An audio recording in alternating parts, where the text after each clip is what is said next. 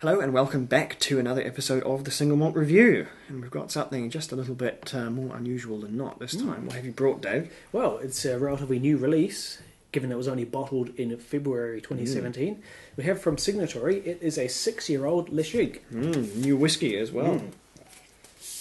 Uncommon to see things, really uncommon to see things sub 10-year-old, really, but 6 is a very keen age. It's comes to us from Signatory's Unchill Filtered collection, which is a slightly more accessible, maybe affordable Signatory range. Signatory are doing a lot of cask strength, single cask independent bottlings, usually in these rather gorgeous decantery bottles. However, that's not the case this time. What we have here comes from a pair of first filled bourbon barrels, so it's, I guess you'd call a dual cask. Well, that's not really a thing, so I'll stop it now. And bottled at an unchill filtered, uncovered 46%. So yeah, very young. Distilled June 2010, bottled February 2nd, 2017. One of 510 bottles. So it's fairly fresh to us here. It's only really been sitting in the bottle for a few months, so this one's hot off the press, really. Ledaig being the peated expression from Tobermory on the island of Mull. Have I got all those details right? Yes, the sole distillery over there on Mull sits away there doing its own thing, has done for quite some time. And for some reason, even though they're the Tobermory distillery and they call their normal make Tobermory, Ledaig bears a different brand name. And not a lot of it is made, and not a lot of it at all is ever sold at any great age. This being an example of some that sold fairly young. The oldest Ledaig I have ever seen was, I think, about 14 or 16. I think I tried it actually in Scotland somewhere. It's not a whiskey that gets aged a great number of years, because I just think there is so little of it in the world. It's very, very, very niche. So they have put out some rather stonking young whiskey too. Signatory, in their cask strength single cask range, released a 9-year-old Ledaig a couple of years ago, which was stupendous. I tried some in the store, and it was really, very good. I'm hoping for something similar here. I think we should be fairly well catered for. As with a lot of heavily peated whiskey, it does quite a lot of good. It has quite a lot of good traction even at a young age, especially when it's bourbon matured like this. Sometimes I have qualms about very young sherry matured whiskey, but this, of course, being bourbon, I should have no problem there. And just from the smell already, as it curls its way into my nose, this smells pretty well cracking to me. But we'll just have to investigate and find out. It's a very pale, maybe a Sauvignon Blanc colour. Extremely pale, as you expect from bourbon. Even the first filled, which will be more active and impart more colour, it's looking quite pallid. But, it is a strong, curiously sweet, but very peaty nose. It is, as you'd expect, very peaty, but there's a little bit of warm, very sort of barley-rich custardy. It almost reminds me of, the whiskey it brings to mind is the Bruichladdich Scottish barley from their peated range. One that I'm not sure you can even, or Isla barley, I should say. But it's very, very welcoming. There's not too much prickle at all, and the flavours from that bourbon wood are lovely and lovely light, and so the peat really does take centre stage. But it's not walloping and overpowering like a young Killoman or Kalila. It doesn't quite have that supremely peated whack that those do. I don't know what the ppm levels, the parts per million phenolics that Ledaig uses. They will have a number, but I am not familiar with what that is. However, I would say it's a wee bit lower than something like a Killoman, and something like an Ardbeg or a Lafroig or something like that. I think we're dealing with something just a little bit more mellow.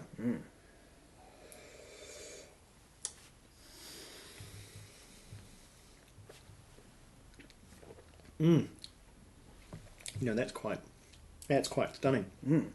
That is, well, it's very peaty. It was always going to be very peaty, but it's really, really quite juicy and fruity at the same time. It's an intense peat, but backed up by an equally intense, I would liken it to lemon sherbet. It's a zingy, fizzy citrus a little bit acid, a little bit sharp, but also a lot sweet. Wonderfully sharp. There's wonderful. This is one of the more just overtly mouth-wateringly acidic whiskies that we've tasted in I think quite some time. It's some whiskies, they're sweet, they're Moorish, they're very good. Some whiskies really have the act of stimulating the saliva, and that's the acidic component on the taste, and the amount of lovely zesty lemon in here to go along. This almost tastes like a really good example of a young Caol Ila to me, which I don't mind at all because I love young Caol Ila, but even young Caol Ila is expensive Caol Ila. There's just no getting around it. Ledaig is much, much more niche and in a roundabout way much cheaper. This is a delightful impression of a really, really high quality And I've got to say, Signatory, they're a superb independent bottler, and they pick out some stupendous whiskies. We've done that here, but this was a real bargain. This was about on par with, it was cheaper than maybe the likes of a Ben Riach 10-year-old or your average 10 to 12-year-old whiskey, significantly cheaper than that. And, it's delivering a lot, especially for such a very, very young whiskey, 6.5 years old. No, to try and sort of correlate what we're tasting here, there's peat, which is more of a salty driftwood peat. It is more of a Caol Ila peat than a Lagavulin or a Laphroaig peat. There is not a great deal of iodine there. I'm not sure where the peated malt came from, though. I'm getting less of that Caol Ila impression. For me, Caol Ila speaks of sort of certain oiliness. It's a little bit coal smoky, a little bit almost slightly fishy. I think it's lovely lemon citrus, which is really bringing me in. I think it's possibly that's the balance, perhaps. The intensity of those underlying flavours, despite being young and bourbon barrel matured, that's balancing out that peat. So while it's still peaty, I'll put a wee dash of water in this. I mean, this is tasting pretty amazing, unmodified, but just because I have to know.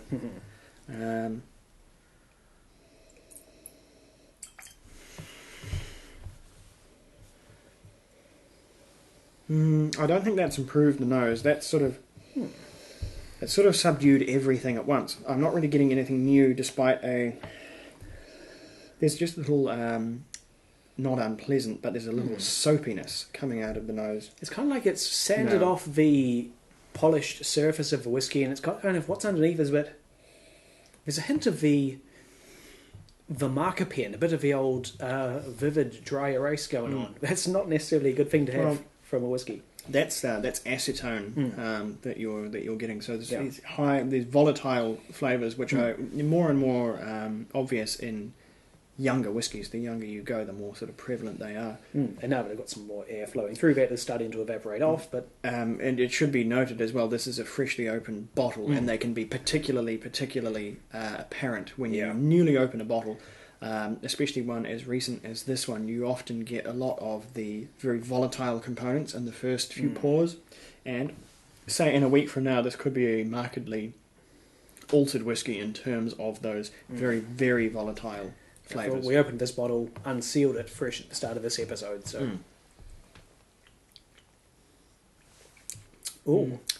juicier, fruitier, and sweeter, but really is significantly less peaty, which is quite weird. Normally, water brings peat out of a whiskey, but in this case, it's caused it to recede somewhat for me. It has altered the peaty experience for me. Yeah, it's got those fizzy lemon sherbet and lemonade characters there, but now the peat is kind of lying low and just giving a surprise at the end. It's got a little bit of a burn on the back of the throat every time I swallow. But it's a very peaty sensation. But in no way hugely diminished. Though I think 46, as is often the case, a fine strength to drink it. Was I having another one, I don't think I would water it down a second time. This, I think, is really, really good. It's extremely solid and quite indicative of Ledaig's all over. It's a really unsung whiskey, I think. I mean, granted, it's not particularly available because so little is made, but as far as I know, I don't think I've really had a disappointing one. It seems to be very, very consistent, and this is quite typically excellent of what they produce. This one is an 89 for me. It's a really, really solid whiskey. What do you think? I'll go too higher and give it a 91. It rates very highly because of how much it does after such a vanishingly small amount of time. Like, this is only 3 years beyond the very legal minimum of what you'd even call whiskey. But it's just really, really goes to show how old whiskey needs to be. It doesn't need to be hugely old. It can be, and it can be absolutely beautiful, but it doesn't have to be, especially when you're dealing with specifically bourbon matured and maybe specifically peated whiskies as well. They bring an individual and glorious character right from the outset. They do not need to be particularly old at all. And that's, I think, a way you can save a lot of money by going for younger Islay whiskies. Not that this is an Islay whiskey, but were you looking for something in the same style? Old peated whiskies are uncommon, and they are very, very, very pricey. If you want an old Lefroy, you want an old almost anything. Bunnahabhain is the one exception in terms of available older Islay whiskey, but then again, that's not a very peated Islay. It's really kind of its own thing. Everything else, everything heavily peated and old, wildly, wildly expensive, very, very fast as the age increases. But I think this just goes to show you don't need heaps and heaps of age. You just need enough, and enough can be a pretty small number, like 6, as this bears out. So. And I think being first fill casks has helped as well. They're more active, got more character to leach out into the whiskey, so it's good being not only such a young whiskey that is so expressive, but also an absolute bargain. If you're conscious about cost, and whiskey can be an expensive hobby, then this one is worth every penny and then some. There are 510 bottles available? Yes, there 509 now. So if you're interested, I'd say go forth and buy.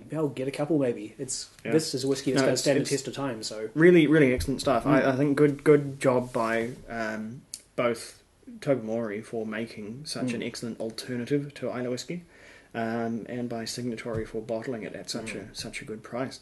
The vectoring of 2 extremely good things to result in a really delicious whiskey for us. But at any rate, we will find something in the delicious spectrum very, very shortly and be back with that. In the meantime, do keep safe. Slàinte.